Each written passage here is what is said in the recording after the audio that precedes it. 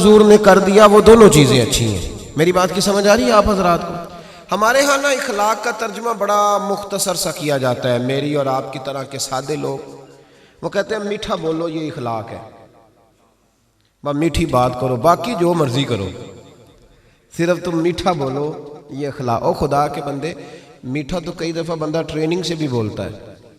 آپ کبھی جہاز کے عملے کے ساتھ سفر کریں نا تو میری طرح کا جو بالکل وہ لو سیٹ پہ بیٹھا ہوتا ہے نا، پیچھے اکانومی میں جو آدمی بیٹھا ہوتا ہے، وہ بھی جب جہاز پہ چڑھتا ہے نا، سواری کرتا ہے، تو وہ جو عملہ جن کی تنخواہیں لاکھوں میں ہیں وہ جی سر جی کہہ کے سوال کا جواب دیتے ہیں۔ آپ جتنا مرضی سخت بولیں لیکن وہ جہاز کا عملہ آپ کے ساتھ کوئی تلخ کلامی، اس کا مطلب یہ نہیں کہ وہ با اخلاق ہے، ان کی ڈیوٹی ہے کہ آپ نے سخت بات، چلیں یہ تو بات دور کی ہے، میں قریب کی مثال دیتا ہوں۔ آپ چلے جائیں یہاں سمندری میں کسی دکان سے کپڑا خریدنے، تو اچھا سیل مین کسی اچھے دکاندار نے رکھا ہونا، تو آپ اس کو کہیں کہ مجھے یار کپڑا چاہیے کوئی سردیوں والا اچھا سا دکھا کوئی، تو وہ ایک تھان کھول کے لائے گا۔ آپ کہیں گے نہیں وہ والا دکھا، وہ بھی دکھائے گا، پھر وہ نہیں یار تیرے پاس وہ ہے ہی نہیں جو مجھے چاہیے۔ وہ کہتا نہیں چاچا جی کھلو جو، کچھ پیچھے بھی ہیں میرے کول پہ، ہوتا ہے کہ نہیں ایسے؟ وہ پیچھے سے بھی دو چار تھان اٹھا کے لاتا ہے، کھول کے دکھاتا ہے، بڑا کچھ کرتا ہے۔ اور یار تجھے پہلے ہی کہا تھا تیرے پاس وہ نہیں جو مجھے چاہیے۔ تو وہ کہتا ہے جی آپ اس طرح کریں، پرسوں آئیے گا، کل مال آنا ہے نیا۔ یعنی آپ نے اس کو تھکا دیا، ساری دکان کھلوا لی، پھر بھی اس نے غصہ۔ لیکن جب آپ دکان سے اترے تو پھر اس نے کہا یار دیکھو نخرہ کتنا ہے اس کا۔ تو یہ بتائیں یہ اخلاق ہے کہ ٹریننگ ہے؟ بولیں تو صحیح تھوڑا تھوڑا یار یہ کیا ہے؟ تو لوگ سمجھتے ہیں کہ ٹریننگ کا نام ٹریننگ اور چیز ہوتی ہے، اخلاق اور چیز ہوتی ہے۔ کسی بندے نے دین کے لیے کسی کو ڈانٹ دیا تو اس نے کہا دے بڑا سخت آدمی ہے۔ او بھائی اس نے اگر تو ذات کے لیے ڈانٹا ہے پھر تو سخت ہے، اور اگر وہ دین کے لیے بات کر رہا ہے تو وہ سخت نہیں ہے، وہ محمد عربی کا نوکر ہے، وہ رسول اللہ کا غلام ہے۔ ہم نے نا اخلاق کا ترجمہ، ایک بندہ اخلاق، چلے میں اور سادہ کرتا ہوں، میں خود دیہاتی ہوں نا تو میں اور سادہ کرتا ہوں۔ ایک بندہ با اخلاق ہوتا ہے تو ایک میسنا ہوتا ہے، ان دونوں میں فرق ہوتا ہے، پتہ ہے آپ کو؟ تو شریعت اس کا دفاع نہیں کرتی کہ جو اندر بغض چھپائے اور زبان پہ خیر رکھے۔ نبی کریم صلی اللہ تعالیٰ علیہ وسلم نے جو اخلاق سکھائے اس کو سمجھیں۔ صرف میٹھا بولنے کا نام اخلاق نہیں میرے بھائی، سچ بولنے کا نام اخلاق ہے۔ صرف میٹھا بولنے کا نام ہی اخلاق حسنہ نہیں، سنو اور یاد رکھو، وعدہ وفا کرنے کا نام اخلاق ہے۔ صرف جملے تراش کے اچھے فکرے ڈھونڈ کے لانے کا نام اخلاق نہیں، بلکہ لالچ چھوڑ دینے کا نام اخلاق ہے۔ تعلیم اس چیز کا نام نہیں کہ آپ نے کہہ دیا سارے گاؤں والے جاہل ہیں جی میں تو آکسفورڈ کا پڑھا ہوا ہوں، یہ ان پڑھ بندے انہیں کیا پتا، میں نے تو کل ابھی ایم فل کا داخلہ بھجوایا، یہ تو سارے ان پڑھ ہیں، میں تو ابھی کل جو ہے وہ میں نے درسیات مکمل کیا دورہ حدیث میں، ان جاہلوں کا کیا پتا۔ یہ کہہ کے جان چھڑانا آسان ہے، لیکن کسی جاہل کو تعلیم دینا بڑا مشکل کام ہے۔ سب کو ان پڑھ کہہ کے گزر جانا یہ تو آسان کام ہے۔ مولا علی شیر خدا رضی اللہ تعالیٰ عنہ سے کسی شخص نے کہا تھا حضور پڑھا لکھا بندہ کون ہوتا ہے، عقل مند کون ہوتا ہے؟ تو فرمانے لگے جس کو جاہلوں سے صحیح گزارا کرنا آ جائے وہ پڑھا لکھا ہوتا ہے۔ فرماتے ہیں جو ان پڑھ لوگوں کے بیچ صحیح وقت گزارے نا، وہ سر پکڑ کے بیٹھ گیا، ابا جی آپ کو پتہ ہی نہیں، آپ تو پرانے زمانے کے۔ او بھائی وہ نہیں پرانے زمانے کا، تو جاہل ہے۔ جس کو باپ دیکھیں نا، کبھی کبھی جب ہم عمرے کی فلائٹ لیتے ہیں نا تو ہمارے بچے ہنس رہے ہوتے ہیں، دیکھو بابا جی کو پتہ ہی نہیں کس سیٹ پہ بیٹھنا ہے، بچے مذاق اڑا رہے ہوتے ہیں، دیکھو جی ان کو پتہ ہی نہیں کہ بیلٹ کیسے باندھنا ہے، ان کو پتہ ہی نہیں کس طرح۔ او خدا کے بندے تو کس طرح کی بات کر رہا ہے؟ اگر تو پڑھا لکھا ہوتا نا تو تو اٹھ کے بابا جی کا ہاتھ پکڑتا، تو ان کا سیٹ نمبر دے کے انہیں چھوڑ کے آتا۔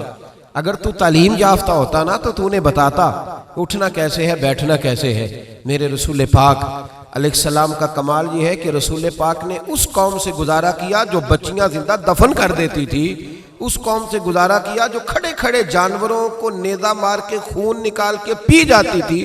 میرے محبوب نے ان لوگوں کے بیچ رہ کے وقت گزارا اور اس طرح کی طبیعتیں بدل دیں کہ کل تک جو بیٹیاں کاٹ ڈالتے تھے اب وہ بیٹی کمرے میں آتی ہے تو اٹھ کے کھڑے ہو جاتے۔ تو آپ یہ دیکھیں اخلاق اس چیز کا نام ہے کہ آپ نے کسی کو ٹرین دیکھیں. حضرت علامہ حلبی نے سیرت حلبیہ میں اس کو لکھا ہے اور امام طبرانی نے طبرانی میں لکھا ہے. نبی کریم علیہ السلام بیٹھے تھے تو ایک آدمی مانگنے آ گیا. پہلے تو اس نے مانگا بڑے عجیب انداز میں. حضور گزر رہے تھے.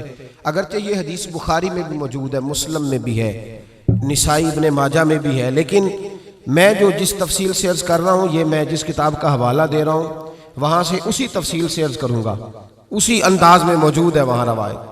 ایک شخص آئے تو نبی پاک صلی اللہ علیہ وسلم گزر رہے تھے, مسجد نبوی میں آ رہے تھے. توجہ ہے میرے بھائیوں کی میری بات پر. نبی کریم صلی اللہ علیہ وسلم نے نا سرخ دھاری دار یمنی چادر کندھے پہ رکھی ہوئی تھی. وہ بندہ پیچھے سے آیا, اس نے آ کے حضور کی چادر کو پکڑ کے کھینچا, چادر کھینچی. حضرت انس بن مالک رضی اللہ تعالیٰ عنہ فرماتے ہیں کہ جب چادر کھینچی تو میں نے حضور کی گردن مبارک پر اس چادر کا نشان دیکھا, یعنی اتنی سخت چادر کہ پھر گئی گلے مبارک میں. اب جب نبی کریم علیہ السلام کی چادر کھینچتا ہے تو کہتا پتہ کیا ہے, کہنے لگا اے اللہ کے رسول میں بھوکا ہوں, غریب ہوں, کچھ خیرات لینے آیا ہوں. یہ دروازہ ذرا کوئی زور سے کھٹکھٹائے تو اس کی خیر نہیں, وہ تو خیرات لینے آیا کہ لوٹنے آیا ہے. اس نے چادر کھینچی اور کہنے لگا جی میں کچھ لینے آیا ہوں. حدیث بخاری میں بھی نبی پاک کے یہ جملے موجود ہیں.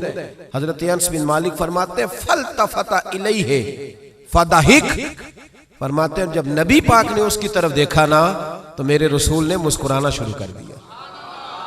اس نے چادر کھینچی ہے, گلے پہ نشان پڑ گیا اور کہتا ہے میں مانگنے آیا. میرا خیال ہے میں ہوتا تو ایک تھپڑ مارتا پہلے, بھئی تو مانگنے آیا ہے کہ تو جان لینے آیا ہے, تو کچھ لینے آیا, یہ کیا طریقہ ہوا. اس نے گردن پہ نشان ڈال دیا لیکن محبوب کریم مسکرائے. کیا خوبصورت انداز ہے فاضل بریلوی کا.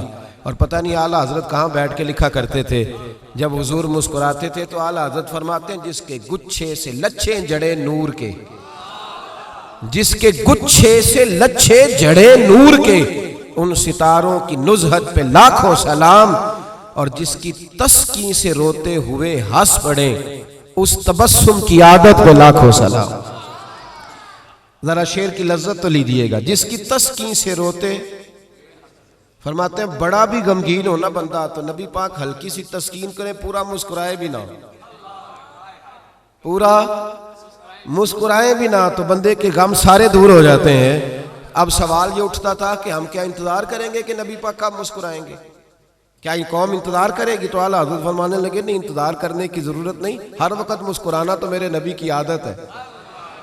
انداز دیکھیے, جس کی تسکین سے روتے ہوئے ہنس پڑے اس تبسم کی عادت پہ لاکھوں سلام. تو نبی کریم علیہ السلام دیکھ کر کے مسکرائے اس صحابی کو, اس شخص کو. حضور مسکرائے اور نبی کریم گھر لے آئے. عشاء کا وقت قریب ہو گیا. رسول کریم علیہ السلام, یہ لفظ بخاری کے نہیں ہیں, یہ صاحب سیرت حلبیہ کے. دیکھیں کتنے محتاط انداز میں بات کر رہا ہوں, کیونکہ زمانہ بدل گیا ہے نا, حالات بدل گئے. غیروں کی بات نہیں, اپنوں کو بڑی دلیلوں کی ضرورت ہے. بھلا کبھی اپنوں نے بھی دلیل مانگی ہے, لیکن اب اپنوں کو بھی دلائل کی ضرورت ہے, تو دے رہا ہوں انشاءاللہ تعالی, اور کوشش کروں گا لفظ لفظ پہ میں دلیل رکھوں. بھائی غور کریں اور سمجھیں اس پہلو کو. نبی کریم صلی اللہ تعالی وسلم گھر لے آئے, عشاء کے اوقات تھے, حضور نے کچھ دیا, بہت زیادہ دیا حضور نے, اور میرے کریم سے گر قطرہ کسی نے مانگا, دریا بہا دیے ہیں. اب یہ لفظ بھی سیدھا کرنا ہے, یہ دربے نہیں ہے, یہ در بے بہا دیے. در علیحدہ ہے اور بے بہا علیحدہ ہے. یہ بھی دیکھیں نا, فاضل بریلوی کا کلام ہے نا, ذرا سمجھ کے پڑھنا پڑتا ہے. دریا بہا دیے ہیں, در بے بہا دیے ہیں. اب شعر سمجھ میں آئے گا آپ کے. تو بڑا کچھ دیا اللہ کے رسول صلی اللہ علیہ وسلم نے, عطا کیا. تو وہ پتہ کیا کہتا ہے حضور سے جس کو دے رہے ہیں, وہ کہنے لگا جی میں نے تو بڑی تعریف سنی تھی, تو آپ نے معاذ اللہ کچھ بھی نہیں دیا. میں نے سنا تھا جھولیاں بھر جاتی ہیں, تو یہ کیا دے رہے ہیں. توجہ ہے میری بات پر. مطلب یہ کہ اگر آپ کھڑے ہو نا کسی اشارے پہ, گاڑی کی بریک لگائیں تو مانگنے والے نے شیشے پہ دستک دی, تو شیشہ نیچے کر کے 10 روپے تھمائے, تو اس نے کہا یہ کیا دے رہے ہو, 100 کا نوٹ دو. تو 10 بھی کھول ہی دینے, آکی دل ہے پورا دے نا, جو تو 100 لفظ ہی ہو تو لے لے. تو بھائی کو چھیننے آیا ہے, ایسے ہی ہوتا ہے کہ نہیں ہوتا, صحیح کہہ رہا ہوں میں. تو یہ کیا بات ہوئی. کہنے لگا جی آپ, میں نے بڑی تعریف سنی تھی, تو آپ کیا دے رہے ہیں. جب اس نے یہ لفظ کہے تو حضرت عمر فاروق نے تلوار نکال لی، فرمایا میں تیری گردن اتار دوں گا۔ میرے محبوب نے فرمایا عمر تم نہیں جانتے، پیچھے ہٹ جاؤ۔ حضور گھر لے گئے، ازواج مطہرات کے پاس جو کچھ تھا سارا ہی اسے عطا کر دیا، سیدہ فاطمہ کے گھر میں جو کچھ تھا سارا دے دیا، اس کی جھولی بھر گئی۔ جب بھر گئی نا، اب پتہ کیا کہتا ہے؟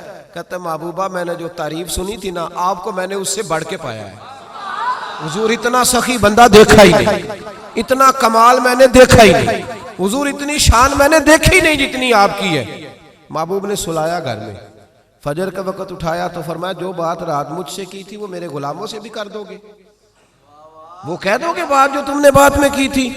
عرض کی حضور کر دوں گا۔ تو محبوب فرمانے لگے جب تم نے کہا نا میں کچھ نہیں دیتا، یہ لفظ ہیں طبرانی کے، جب تم نے کہا نا میں نہیں دیتا کچھ بھی، تو ان کے دل پریشان ہوئے تھے۔ جب تم کہو گے نا کہ نبی نے میری اوقات سے بڑھ کے دیا ہے تو ان کے کلیجے ٹھنڈے ہو جائیں گے، ان کے کلیجے۔ بڑی تکلیف ہوتی ہے جب لوگ، یار یہ کون سا دین تم لوگوں کو بتا رہے ہو کہ نبی دے کچھ نہیں سکتا؟ یہ کون سا دین ہے جس میں رسول کو دیوار کے پیچھے کا پتہ نہیں؟ یہ کون سا مذہب ہے؟ یہ کون سا دین ہے جس میں D P O R P او تو با اختیار ہو اور محمد اور علی اتنے بھی با اختیار نہ ہو؟ یہ کون سی تبلیغ کر رہے ہیں؟ اور مجھے بتاؤ کون سا رنگ قوم کو دے رہے ہیں؟ کون سا رنگ؟ تم یہ تو بتا رہے ہو کہ جو چیف آف آرمی سٹاف ہو اس کی بڑی طاقت ہوتی ہے، خبردار لوگ ڈرتے ہیں، اور کہہ رہے ہو نبی کے پاس قوت ہی کوئی نہیں ہوتی۔ اس سے تکلیف ہوتی ہے رسول اللہ کے غلاموں کو، اور یہ وہ رنگ ہے جس کو خود میرے نبی پاک نے بیان فرمایا ہے کہ انہیں تکلیف ہوتی ہے۔ صبح فجر کا وقت حضور اس صحابی کو لائے مسجد میں، اس غلام کو، ان پڑھ تھے، دیہاتی تھے، ابھی سمجھ نہیں تھی، حضور لائے تو فرمایا رات جو میرے ساتھ بات کی تھی ذرا میرے غلاموں کے ساتھ بھی کر دے۔ تو وہ صحابہ کو دیکھ کے کہنے لگے یار میں نے جتنی تعریف سنی تھی نا رسول پاک کو بڑھ کے پایا ہے۔ کیا حضور کی سخاوت ہے کہ یہ تو تیز آندھی سے بھی زیادہ سخاوت کرنے والے ہیں۔ اب ذرا ایک بات پہ غور کریں جو میں آپ کو سمجھانا چاہتا ہوں۔ اب جب وہ صحابی یہ بات کہہ رہے تھے نا تو صحابہ خوش ہو رہے تھے۔ اب سرکار دو عالم علیہ السلام نے ایک مثال بیان فرمائی، وہ سمجھ لینا میرے بھائی۔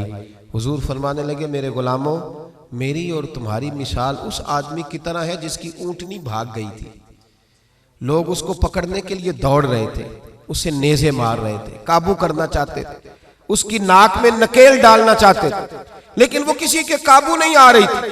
فرمایا میری اور تمہاری مثال اس آدمی کی طرح جس کی اونٹنی بھاگ گئی، مالک موجود نہیں تھا، وہ بے قابو ہو گئی، پاگل ہو گئی، لوگ پکڑتے قابو نہیں آتی۔ کریم رسول فرمانے لگے پھر اس کا مالک آ گیا، پھر وہ مالک آ گیا، پھر اس نے کہا تم پیچھے ہٹ جاؤ، تمہیں نہیں پتا اونٹنی میری ہے تو طریقہ بھی مجھے ہی آتا ہے، مجھے سلیقہ آتا ہے سنبھالنے کا، چونکہ اونٹنی میری ہے۔ میرے حبیب کریم علیہ السلام فرمانے لگے اس نے تھوڑا سا چارہ اٹھایا، اپنی اونٹنی کو دکھایا، وہ اونٹنی دوڑتی ہوئی مالک کے پاس آئی، مالک نے اونٹنی کی پشت پہ ہاتھ بھی پھیرا، چارہ بھی کھلایا، اور پھر اس کے ناک میں نکیل ڈال دی، اور پھر اسے باندھ دیا۔